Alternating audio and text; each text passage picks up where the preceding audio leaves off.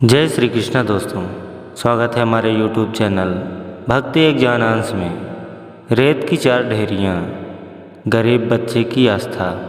मित्रों, भक्ति का ही मार्ग ऐसा होता है जिसे हमें अंत मार्ग तक सुकून की अनुभूति होती है। भक्ति कोई भी हो सकती है। यह जरूरी नहीं है कि ईश्वर का नाम अथवा भजन सुनकर ईश्वर की भक्ति की जा सकती है, बल्कि निस्वार्थ होकर जब हम दूसरों की मदद करते हैं, ईमानदारी के साथ अपने काम को करते हैं, सच्चाई और भलाई के रास्ते पर चलकर अच्छे कर्म करते हैं, यह सब भी ईश्वर की भक्ति करने के समान होता है। यह भक्ति का सही अर्थ है। तो दोस्तों, चलिए एक कहानी के माध्यम से जानते हैं। एक राजा था, उसके कोई संतान नहीं थी। राजा बहुत दिनों से संतान की प्राप्ति के लिए ईश्वर से आस लगाए बैठा था। समय बीतता गया, लेकिन उसे संतान का सुख नहीं मिला। तब राजा ने अपने सलाहकारों से पूछा तो तब सलाहकारों ने राजा को तांत्रिक का सलाह लेने के लिए कहा। राजा तांत्रिक से मिला। तांत्रिक ने राजा को सुझाव दिया, यदि आप किसी बच्चे की बलि दे दे तो आपको पुत्र प्राप्ति हो सकती है। राजा ने अपने पूरे राज्य में डंका पिटवाया और बोला, यदि कोई अपना बच्चा मुझे बलि चढ़ाने के लिए देगा तो उसे बहुत सारा धन दिया जाएगा। उसी राज्य में एक गरीब परिवार था जिसके कई बच्चे थे। उसी परिवार में एक ऐसा भी बच्चा था जो ज़्यादातर समय साधु संतों का प्रवचन सुनने में निकालता था। इस वजह से बच्चे को ईश्वर पर बहुत आस्था थी। वह ईश्वर की भक्ति में लीन रहता था। जब गरीब परिवार को राजा के इस इनाम का पता चला तो गरीब परिवार के सदस्यों को लगा कि क्यों न इसे राजा को दे दिया जाए, क्योंकि यह निकम्मा है, कुछ काम धाम तो करता नहीं, दिन भर साधु संतों के पास बैठा रहता है और यह हमारे किसी काम का भी नहीं है। हमारा तो पेट भरता नहीं, इसे बैठाकर कब तक खिलाएं? और फिर एक बच्चा कम भी हो गया तो क्या फ़र्क पड़ता है, इसे दे दूंगा तो राजा प्रसन्न हो जाएंगे और हमें बहुत सारा धन देंगे। इतना सोचकर बच्चा राजा को दे दिया। राजा ने बच्चे के बदले उस परिवार को काफ़ी सारा धन दे दिया और राजा ने तांत्रिक द्वारा बच्चे की बलि देने की तैयारी बनवाई। राजा और तांत्रिक दोनों ने बच्चे से पूछा, तुम्हारी आखिरी इच्छा क्या है?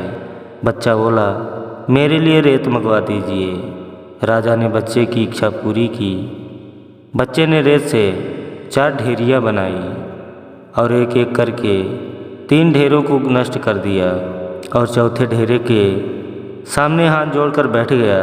और बच्चे ने राजा से कहा, मेरा हो गया है, अब आपको जो भी करना है आप कीजिए।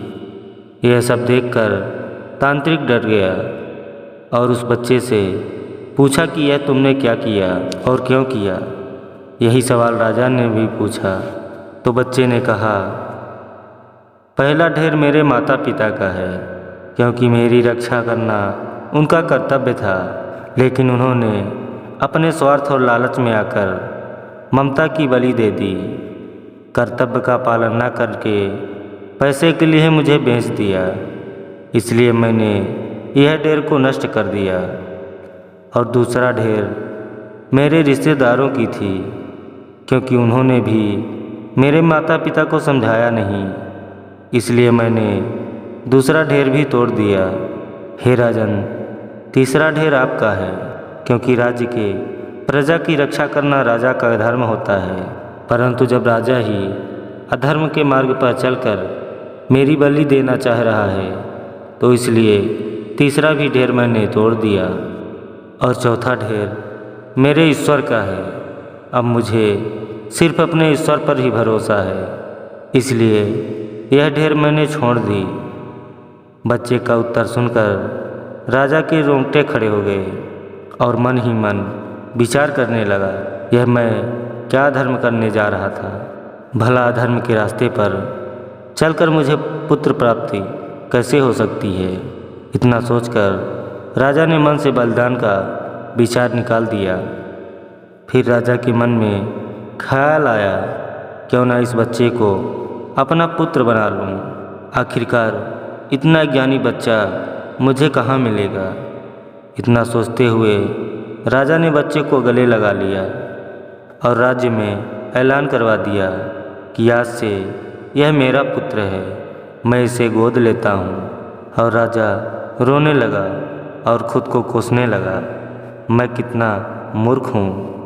मैं अपने मूर्खता में अंधा हो गया कि धर्म में फर्क ही ना जान सका कि ईश्वर ने मुझे पुत्र दे दिया। मैं इस बात को समझ न पाया।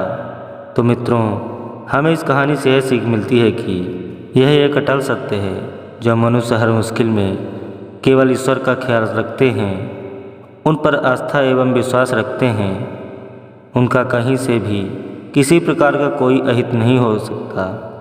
संसार में सभी रिश्ते झूठे हैं, केवल ईश्वर का नाम ही सत्य है। तो मित्रों, आपको यह वीडियो कैसी लगी कमेंट में ज़रूर बताइएगा। अगर आप नए हैं तो वीडियो को लाइक एवं चैनल को सब्सक्राइब करना ना भूलें। जय श्री कृष्ण। राधे राधे।